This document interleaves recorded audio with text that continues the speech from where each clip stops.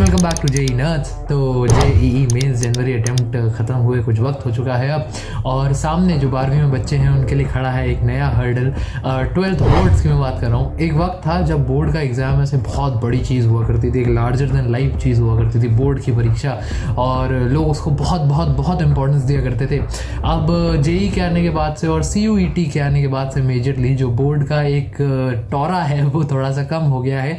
बहरहाल why even focus on boards पे क्यों काम करना है? पहली बात तो 75% क्राइटेरिया जो है, भले ही टॉरा कम हो गया हो और 75% तुम्हें फिर भी लाना है। अगर तुम्हें जेई मेंस का पेपर देना है और उसमें क्वालिफाई करना है तो तुम्हें NCERT का एक अच्छा खासा रिवीजन मिल जाता है। जब तुम बोर्ड्स की तैयारी करते हो तो वहीं से कहीं ना कहीं JEE के लिए जो NCERT थ्योरी की ज़रूरत होती है वो तुम्हारी पूरी हो जाती है।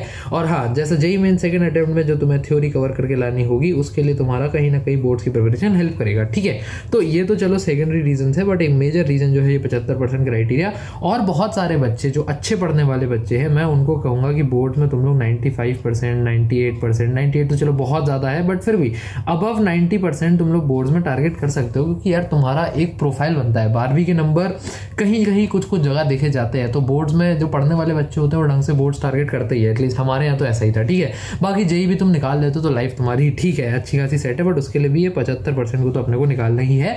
तो एक डिटेल्ड वीडियो ये होगा, हर सब्जेक्ट के लिए क्या क्या चीजें उठानी है, कैसे कैसे करना है, उस पर भी बात करेंगे और एक ओवरऑल जिस्ट भी लेंगे। ठीक है, तो सबसे पहली चीज बोर्ड्स और जेई का जो अब अप्रैल में अटेम्प्ट होने वाला है, इन दोनों को साथ में कैसे मैनेज करना है। तो देखो, कंप्लीटली जेई प्रिपरेशन को मत छोड़ देना। बच्चे क्या करते हैं कि टाइम डिवाइड कर लेते हैं कि इसमें अभी तक इतने टाइम तक बोर्ड कर लेते हैं और इतने टाइम तक अप्रैल अटेम्प्ट कर लेंगे। देखो, अप्रैल बोर्ड्स तुम्हारे खत्म होंगे मेरे हिसाब से जो तुम्हारा CS वगैरह का पेपर है बिल्कुल मार्च में जाके खत्म होगा, और अप्रैल के बिल्कुल स्टार्ट में जो है ये तुम्हारा अप्रैल अटेम्प्ट आ जाता है। तो बीच में तुम्हारा कहीं समय तुम्हें खासा मिलेगा नहीं। ठीक है, सीधी सी बात है।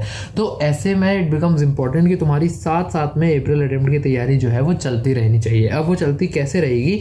देखो, 4 दिन पहले, जैसे अगर तुम्हारा मान लेते हैं बोर्ड का पेपर जो है 17 तारीख को है, तो 4 दिन पहले 13 तारीख को, अब 13 तारीख तक अपने को जेई का पढ़ते रहना है। उसमें भी 40% टाइम अपने को सिर्फ यहाँ पे बोर्ड्स का देना है 13 तारीख से पहले। इन आखिरी दिनों में या तो तुम 100% टाइम दे सकते हो अगर तुम्हारी तैयारी खराब है, नहीं तो मैं कहूँगा कि 80% टाइम दो, और फिर भी 20% टाइम में अपने जेई के PYQs वगैरह या थ्योरी रिवीजन वगैरह इस सारी तरीके की चीज़ें करते रहो।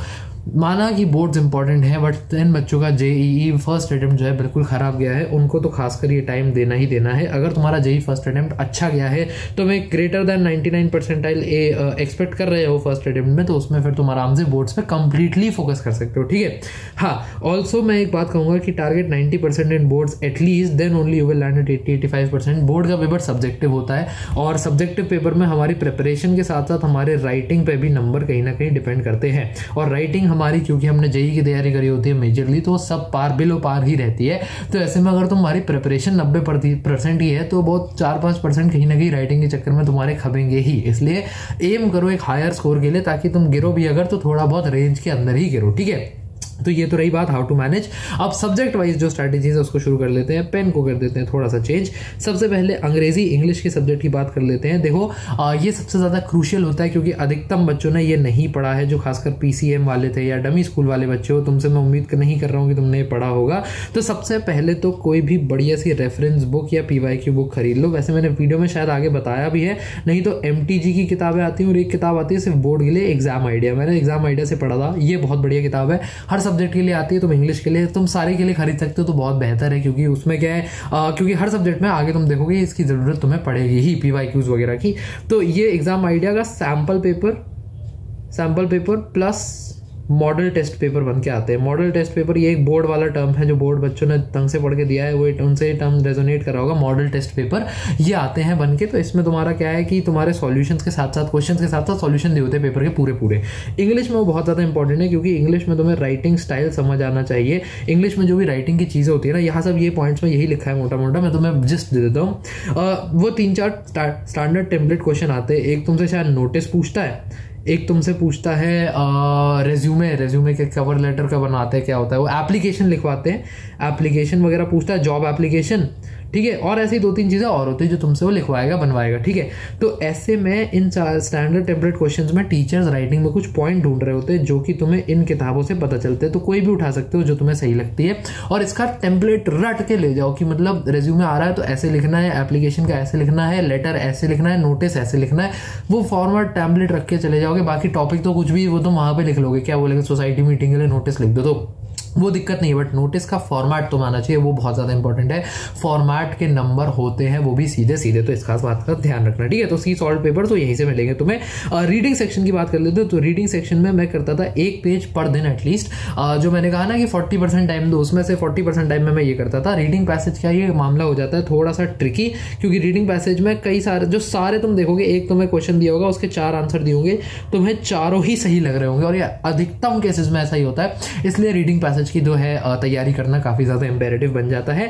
ऑल्सो सॉल्यूशंस अगर तुमने अटेम्प्ट कर ले, देखो इंग्लिश का पेपर मैथ्स या फिजिक्स नहीं है कि तुम्हारा आंसर सही है गलत होगा, कहानी बना के तुम कुछ भी आ सकते हो। इसलिए अगर तुम्हें लगता है तुम्हारा आंसर सही भी है, उसके बावजूद जो भी सॉल्यूशन तुम लिख रहे हो और जो भी सॉल्यूशन तुम्हारी किताब में दिया हुआ है उसको जरूर पढ़ोगे और अपने सॉल्यूशन को मैच करोगे और चेक करोगे कि कोई पॉइंटर्स हमारे रह तो नहीं गए हैं, क्योंकि इंग्लिश एक सब्जेक्टिव सब्जेक्ट है।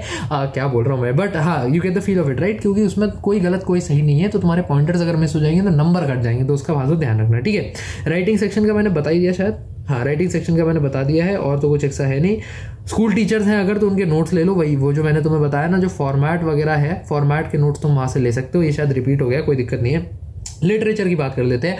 देखो लिटरेचर में जो तुम्हारी एनसीईआरटी की किताब है उसको कम से कम हर एक चैप्टर को अपने को 2 बार पढ़ लेना है, ठीक है। Question answers from previous years plus reference books. Previous year paper निकाल सकते हो तो बहुत बढ़िया, नहीं तो ये रेफरेंस बुक जो मैंने बताई पीछे एग्जाम आईडी और वो, इसमें मॉडल टेस्ट पेपर में क्वेश्चन आंसर्स दिए होते हैं बहुत सारे, ठीक है। इन क्वेश्चन आंसर्स के क्वेश्चन और आंसर्स दोनों उठा लेना, और हर पेपर में, हर इंग्लिश के हर चैप्टर में एक जिस्ट समरी, या इसको ये लोग अगर कुछ बच्चे पढ़े हुए हो इंग्लिश तो थीम ऑफ दैट चैप्टर कहते हैं, इस थीम को तुम लोग प्लीज पकड़ लेना। हर चैप्टर की थीम उठा लो। तुम देखोगे चैप्टर में होता क्या है कि कहीं ना कहीं मोटा मोटा घुमा फिरा के सब चीजें देखोगे, एक ये थीम है, ठीक है, और तुम्हारे 1 करोड़ उस चैप्टर से सवाल बना जाते हैं। कहीं ना कहीं घुमा फिरा के यही थीम तुम्हारी वापस लौट रही होती है, और इसी को तुम्हें मोटा कहानी का अपने क्वेश्चन के हिसाब से बांध के लिखना होता है। तो इस थीम को पकड़ लेना हर चैप्टर की कि वो क्या बता रहा है, और उसको जरूर रट लेना, याद कर लेना। वही 3-4 कीवर्ड्स होंगे जो टीचर हर आंसर में ढूंढ रहा होगा, वो तुम्हें पता होंगे तो तुम पे एडवांटेज रहेगा, ठीक है। तो ये रही बात मेरे हिसाब से इंग्लिश की। अगले सब्जेक्ट पे चलते हैं, फिजिक्स की। देखो फिजिक्स का ऐसा सीन है कि फिजिक्स जो है यहाँ पे जेई मेन से लोअर लेवल पे रहती है, ठीक है। जेई से लोअर लेवल पे फिजिक्स रहती है, जेई ग्रेटर क्या कर रहा हूँ मैं, जेई से लोअर लेवल पे फिजिक्स रहती है, ठीक है। बट बच्चे क्या करते हैं, इसको बिल्कुल हल्के में लेके चले जाते हैं। ऐसा मत करना, इसको लाइटली मत लेना। न्यूमेरिकल्स तुम्हारे हो जाएंगे क्योंकि वो जेई लेवल से नीचे होते हैं, लेकिन फिर भी तुम्हें फॉर्मूलाज वगैरह पर ढंग से याद होना चाहिए। दूसरा जहां बच्चे मात खाते हैं वो है डेरिवेशंस। डेरिवेशंस जो है वो सुपर इंपॉर्टेंट है। और अगर हमने ना, तेजन ने क्या करा था अपने टाइम पे, डेरिवेशंस की पूरी लिस्ट ही बना ली थी कौन से डेरिवेशंस इंपॉर्टेंट है। तो अगर तुम्हें वो लिस्ट चाहिए तो उसके लिए तुम्हें यहाँ पे कमेंट करना पड़ेगा। ऑल्सो फिजिक्स की एनसीईआरटी, जैसे अब सेमीकंडक्टर्स टाइप का चैप्टर है, ठीक है। तो इस टाइप की जो चीजें हैं, इसको अगर तो इसको शायद एनसीईआरटी से हटा दिया है, ऐसा कुछ था, शायद जेई के सिलेबस से हटा दिया, मुझे कंफर्म कर देना अगर जो भी कोई बच्चा हो। बाकी इस तरीके के जो चैप्टर्स होते थे इसकी एनसीईआरटी एक बार जरूर पढ़ लो। फिजिक्स में रीजनिंग और थ्योरी वाले सवाल बहुत आते हैं कि ये क्यों हो रहा है, वो कैसे होगा, यहाँ से क्या हुआ। ऑल्सो इसमें एनसीईआरटी की जो टेबल वगैरह दी होती है ना, एनसीईआरटी की टेबल से उठा के सवाल आ जाते हैं। जैसे मुझे याद है न्यूक्लियाई से एक सवाल आ गया था फर्मी डिस्टेंस पे, तो एक ग्राफ दिया हुआ एनसीईआरटी की टेबल में, वो हमसे पूछ लिया था, तो वो बहुत ज्यादा इंपॉर्टेंट बन जाता है, ठीक है। तो वो पढ़ लेना। इसके बाद चलते हैं प्रीवियस ईयर पेपर्स और सैंपल पेपर्स तुम्हारे बहुत ज्यादा इंपॉर्टेंट है बोर्ड्स के लिए। ये बात मैं आगे भी बताऊंगा, अभी भी बता रहा हूं, पहले भी एक बार बता चुका हूं तुमको। एटलीस्ट 10 साल के अपने को बोर्ड के पेपर सॉल्व करने हैं, कुछ भी हो जाए, हर सब्जेक्ट के लिए, पीसीएम के लिए खासकर, क्योंकि बोर्ड्स जितना ज्यादा जेईई में इंपॉर्टेंस होती है पीवाईक्यूज की, उतना ही कहीं ना कहीं तुम्हारे बोर्ड्स में भी है। एग्जाम आइडिया, एमटीजे और ओसवाल का मैंने तुम्हें नाम दे दिया। हाँ, एक चीज, सीबीएसई ना 2 पेपर अपलोड करता है, उनको तुम्हें कम से कम 2 बार और सबसे पहले सॉल्व करना है। इन 2 पेपर में भी ना, एक होता है तुम्हारा नॉर्मल सैंपल पेपर, वो इजी सा होता है, एक ही लोग डिफिकल्ट पेपर भी डालते हैं, वो अक्सर बच्चे इग्नोर कर देते हैं और सवाल उसी तरीके के आ जाते हैं। तो ये देख लेना, हमारे टाइम पे डालते थे, अब पता नहीं 2 डालते कि नहीं, बट अगर है तो दोनों सॉल्व कर लेना, ठीक है। अगली बात पे चलते हैं, केमिस्ट्री की बात कर लेते हैं। देखो जैसा मैंने फिजिक्स में बताया, same for chemistry, reasoning question भर भर के पूछे जाते हैं तुमसे। डीएनएफ ब्लॉक में कुछ का रीजनिंग पूछ लेगा, एलिमेंट का क्यों होता है इलेक्ट्रॉन क्लाउड छोटा, या इसका साइज क्यों छोटा है, ट्रेंड में एनोमली है तो वो क्यों है, क्या उसका कारण है, वो तुम्हें कारण पूरा पूरा बताने पड़ेंगे। इंपॉर्टेंट टर्म्स जैसे ना कुछ बार बार टर्म्स आएंगे जैसे screening effect, stability due to resonance, इनको रट के चले जाओ और हर क्वेश्चन में कोशिश करो कि कहीं ना कहीं बीच में इनको थोड़ा थोड़ा घुमा दो, तो इससे टीचर को ये कीवर्ड मिलते हैं, टीचर इंप्रेस होता है और कहीं ना कहीं तुम्हें एक फायदा मिल रहा होता है, और इसी के नंबर होते हैं यार। मोटी मोटी चीजें देखोगे तो इन्हीं पे घूम घुमा के आती है। Stability due to resonance 25-30% chemistry का कारण है स्टेबिलिटी ड्यू टू रेजोनेंस, ठीक है। तो इन सारे कीवर्ड्स का खासा ध्यान रखना, ठीक है। इसके बाद ऑर्गेनिक पे कन्वर्जन वाले क्वेश्चंस की प्रैक्टिस बहुत ज्यादा इंपॉर्टेंट है। जो बच्चे मुझे जेई के लिए फॉलो करते हैं उनको पता है, मैं ये बताता रहता हूँ। टेस्ट टू डिफरेंशिएट कंपाउंड्स बहुत पूछा जाता है, इसको पढ़ लेना, ठीक है। वैसे तो ये प्रैक्टिकल ऑर्गेनिक केमिस्ट्री का पार्ट है, बट वैसे भी ये तुम्हारे ऑर्गेनिक कंपाउंड में खुद दबा के पूछा जाता है। ऑल रिएक्शंस, स्पेशली तुम्हारे नेम रिएक्शंस जो है, फ्रिंगलस्टीन रिएक्शन हो गया, कोल बेस इलेक्ट्रोलिसिस हो गया, तुम्हारा रीमर टीमन रिएक्शन हो गया, इनके विथ मैकेनिज्म देखो जेई मैकेनिज्म डायरेक्टली नहीं पूछ पाता, लेकिन बोर्ड वाला मैकेनिज्म सीधा पूछ सकता है, 5 नंबर में दे देगा, इसका मैकेनिज्म लिख के बताओ। नहीं आता होगा तो तुम कुछ नहीं कर पाओगे, इसलिए इसके मैकेनिज्म के साथ अपने को नेम रिएक्शंस पढ़ने हैं, ठीक है। अगली स्लाइड पे इनऑर्गेनिक के लिए एनसीईआरटी जो है सुपर इंपॉर्टेंट है। जेई के लिए थोड़ा बाहर जाने की जरूरत पड़ती है, बोर्ड का पेपर कंप्लीटली तुम्हारा एनसीईआरटी से आता है, तो बोर्ड के लिए एनसीईआरटी को चार्ट जाओ इनऑर्गेनिक की। ट्रेंड्स के लॉजिक्स और उनके एक्सेप्शंस और इन सब की रीजनिंग, जैसा मैंने तुम्हें बताया, दबा के पूछते हैं, तो इसका खासा ध्यान रखना, इसको पढ़ लेना और लिखना कैसे उसकी भी प्रैक्टिस कर लेना। पता चला तुम्हें रीजन पता हो और तुम एक लाइन में लिखाओ, नहीं, बोर्ड में हर आंसर को कोशिश करना कि तुम 2 से 3 लाइन में ले जा रहे हो। अंडरलाइन करते चलना हर इंपॉर्टेंट पॉइंट, जैसे स्टेबिलिटी ड्यू टू रेजोनेंस लिखा तो उसको अंडरलाइन करते हो। और अंडरलाइन भी बच्चे पता नहीं तुमको पता है कि नहीं, बहुत बेसिक कॉमन सेंस है, बट बच्चे क्या करेंगे, आंसर लिखा हुआ है ना तो बस उसको पेन से अंडरलाइन कर देंगे टेढ़ा मेढ़ा सा। नहीं, अंडरलाइन के लिए कोशिश करो कि तुम एक स्केल लेकर जाओ और पेपर के बाद थोड़ा अंडरलाइन कर दो। कुछ नहीं है, बोर्ड का पेपर, जो टीचर तुम्हारा पेपर चेक कर रहा होता है ना, उसके साइकोलॉजी पे भी कई बार डिपेंड कर जाता है कि तुम्हें नंबर कितने मिलेंगे। इन सब चोचलों से, चोचले ही है बिल्कुल, इन सब चोचलों से कहीं ना कहीं थोड़ा सा तुम सामने वाले टीचर को जो तुम्हारा पेपर चेक कर रहे हो उनको हल्का सा प्लीज कर सकते हो। वो दिन में बैठ के 200 150 पेपर चेक कर रहे हैं, तो अगर तुम उनको थोड़ा सा प्लीज कर दोगे कि हाँ ठीक है, तो तुम्हें 2-3 नंबर ज्यादा मिल जाएंगे। उनके लिए वो 2-3 नंबर देना कुछ भी नहीं है, लेकिन तुम्हारे उन 2-3 नंबर से अच्छा खासा रिजल्ट बन जाएगा, है ना। तो इसका खासा ध्यान रखना। फिजिकल के लिए न्यूमेरिकल्स भर के पूछे जाते हैं और न्यूमेरिकल्स में कैलकुलेशंस दबा के दी जाती है। लॉग टेबल का भी कई बार यूज कर लेता है, तो इसलिए इनकी प्रैक्टिस कर लेना। इनकी प्रैक्टिस कहाँ मिलेगी तुम्हें, एनसीईआरटी की बैक एक्सरसाइज में मिल जाएगी। ऑल्सो तुम्हें मॉडल टेस्ट पेपर जो सॉल्व करने बोले हैं उनको जरूर लगा लेना, वहां पर जाएगी। इसमें एक ट्रिक क्या होती है, अक्सर जो होता है बोर्ड के पेपर में सेंटर में लॉग टेबल का, ये थोड़ा सीक्रेट बता रहा हूं, ठीक है। अक्सर लॉग टेबल जो होती है वो अवेलेबल नहीं करवा पाते हैं बोर्ड वाले सेंटर पर, तो ये क्या करते हैं कि अपने पेपर में ना लॉग की वैल्यू दे देंगे, बोलेंगे log 3/2 इज समथिंग, ठीक है।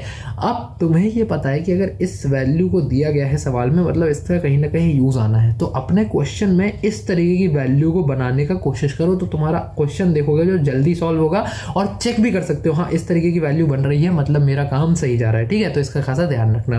प्रैक्टिस ऑल एनसीईआरटी न्यूमेरिकल्स, ये मैंने बात तुम्हें बता दी। Last but not the least, mathematics पे चल लेते हैं। देखो मैथमेटिक्स एनसीईआरटी का जो लेवल है उससे ऊपर आती है, ठीक है, एनसीईआरटी के लेवल की नहीं आती है, जेईई से बहुत नीचे लेवल की आती है। बट बच्चे एनसीईआरटी सॉल्व करके चले जाते हैं और उनको लगता है कि वहां से काम हो जाएगा, ऐसा नहीं होता। मिसलेनियस के लेवल की तुम मान सकते हो। मिसलेनियस एक्सरसाइज में एनसीईआरटी में खासा लिखा हुआ है कि मिसलेनियस एक्सरसाइज जो है वो ऑप्शनल है और उससे एग्जाम में सवाल नहीं पूछे जाएंगे, सबसे बड़ा झूठ है जिंदगी का, ठीक है, उसको बिल्कुल मत मानना।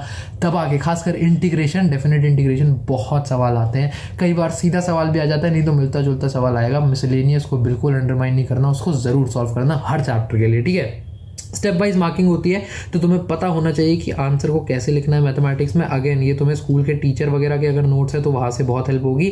अगर वो नहीं भी है तुम्हारे पास, तो तुम्हारे जो मॉडल टेस्ट पेपर है इसमें से हर स्टेप वाइज मार्किंग के साथ ये आंसर्स देते हैं कि इस स्टेप का आधा मार्क, इस स्टेप का आधा मार्क, इस स्टेप का 1 मार्क। वो पढ़ लेना एक बार, तो तुम्हें अपने टीचर का वो पता चल जाता है कि उसके पास क्या एक इंस्ट्रक्शन है कैसे मार्क्स देने के, तो तुम उस हिसाब से अपने आंसर्स को लिख सकते हो, ठीक है।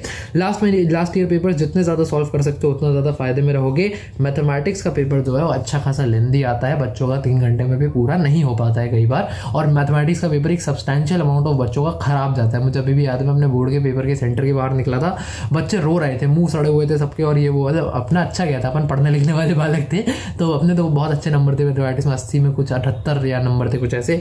बट बच्चों का पेपर छूट गया था। तो मैंने क्या करा था, मैं ना बहुत सारे, मैं कम से कम 20 मॉक्स लगा के गया था मैथ्स के, और हर मॉक में ना मैंने एक स्ट्रैटेजी बना ली थी पेपर में कैसे दूंगा। कुछ बच्चे जो होते हैं वो पहले 4 मार्कर्स अटेम्प्ट करते हैं, फिर 3, फिर 2, फिर 1। कुछ होते हैं जो 1 मार्कर्स पहले अटेम्प्ट करते हैं, फिर 2, फिर 3, फिर 4।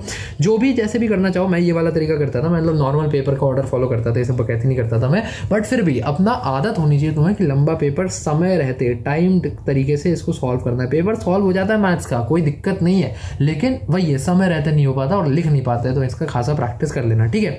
तो इतनी जानकारी के साथ तुम्हारा बोर्ड का मुझे लगता है कार्यक्रम हो जाना चाहिए। बाकी कोई भी दिक्कत वगैरह हो तो तुम बिल्कुल कमेंट्स में ड्रॉप कर सकते हो। पढ़ाई करते रहो। All the very best. Good bye.